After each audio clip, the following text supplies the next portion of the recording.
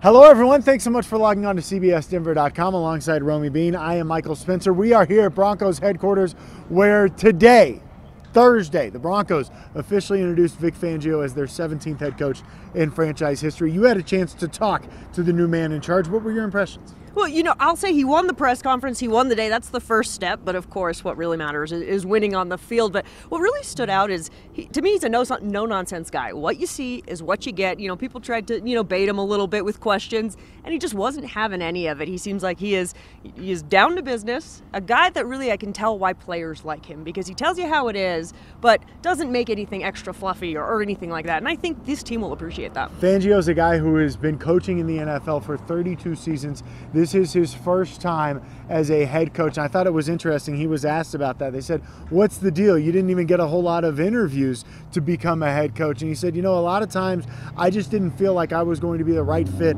for organizations. I was maybe not the guy that they wanted. He said when it comes to the Broncos and him, though, it seems to be a good marriage and they seem to blend well. And I do think he's right. I mean, John Elway echoed that over and over again. And it was interesting, John Elway kind of alluded to there are pieces about Vic Fangio that reminded him of his father and his father's coaching. He was a very respected coach.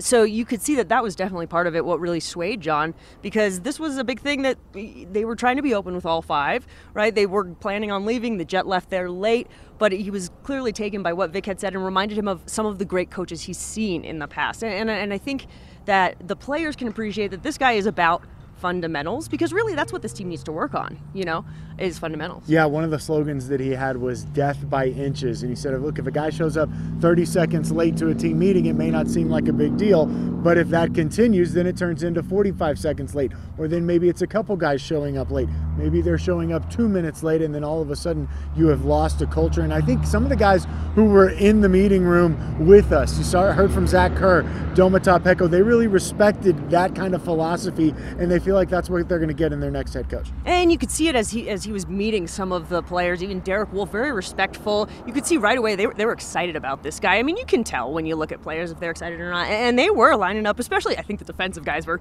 really amped about it. But I do think he's kind of that old school guy, almost like we talk about Gary Kubiak, where they're a player's coach, but the old school guy, a guy who's been coaching for 40 years.